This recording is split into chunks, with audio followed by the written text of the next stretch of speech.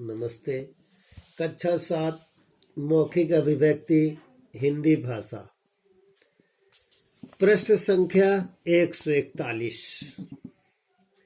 पिछले दिनों पृष्ठ संख्या 140 हो चुका था। चुटकुले हास्य प्रसंग। हास्य विनोद जीवन में सरसता लाते हैं, अतः इस कला में विशेष महत्व है।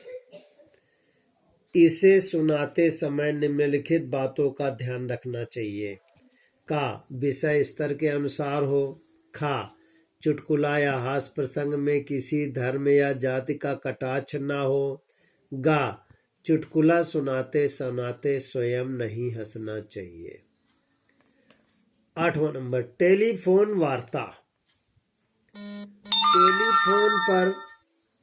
टेलीफोन पर बात करते समय दूसरा व्यक्ति आपके सामने नहीं होता है, इसलिए आप बेझिझक बातचीत कर सकते हैं। आजकल टेलीफोन हमारे जीवन का अटूट हिस्सा बन गया है। इसके द्वारा हम बैठे बैठे ही कुछ भी जानकारी प्राप्त कर लेते हैं, घर पर बैठे ही, और दूर बैठे व्यक्ति से बात कर सकते हैं। टेलीफोन पर वार्ता औपचारिक अनौपचारिक दोनों प्रकार की होती है। यदि आप मुस्कुराकर बात करेंगे तो दूसरी ओर सुन रहा व्यक्ति मुस्कुराहट को बातचीत में अनुभव करेगा।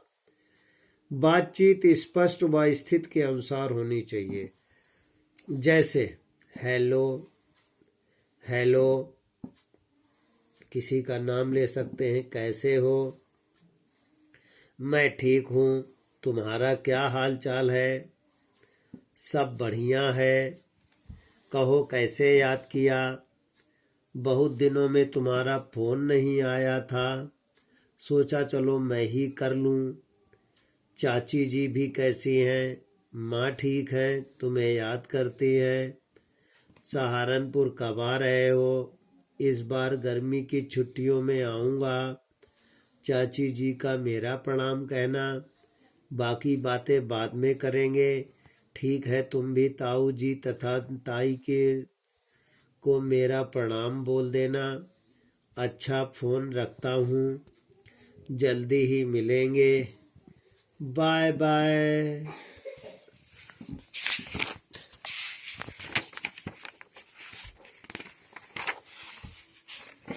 श्रवण सुनने का कौशल। मौखिक भाषा से 2 कौशलों का विकास होता है, बोलना या सुनना। सुनने के कौशल के विकास के लिए हमें निम्नलिखित बात पर ध्यान देना चाहिए। पाठ, कविता, समाचार, वार्ता आदि को ध्यानपूर्वक सुनना समझाना, सुनी गई बात को याद रखना, अवसर आने पर व्यक्त करना। श्रुत लेख देना। श्रुत धन लेख यानी सुनकर लिखना। श्रुत लेख से सुनकर समझने तथा सही रूप से लिखने की क्षमता का विकास होता है। इसके द्वारा हम शब्दों को शुद्ध उच्चारण को ध्यानपूर्वक सुनकर अपनी वर्तनी संबंधी अशुद्धियों को सुधार सकते हैं। श्रुतलेख देते हुए निम्नलिखित बातों को ध्यान देना चाहिए। का, श्रुतलेख के समय अपना ध्यान केवल शिक्षक के उच्चारण पर रखें। खा, नवीन व कठिन शब्दों के उच्चारण पर विशेष ध्यान दें।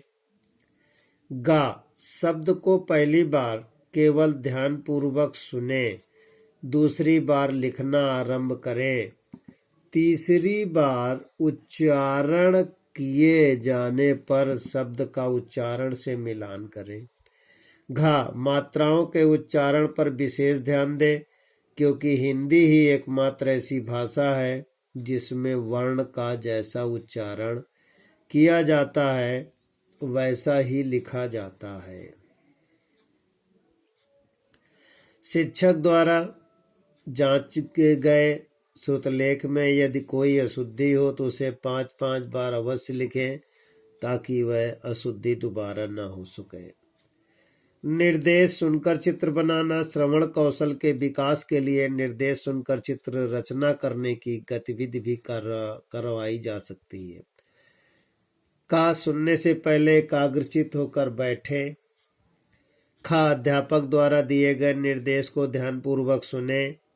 गा पहली बार सुनकर समझे क्या करना चाहिए।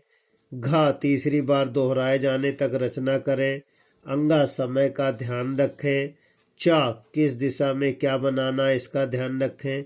छा अंत में रंग भरकर शिक्षक को जांचने के लिए कहें। विद्यार्थी श्रुतलेख लिखेंगे और याद भी करेंगे।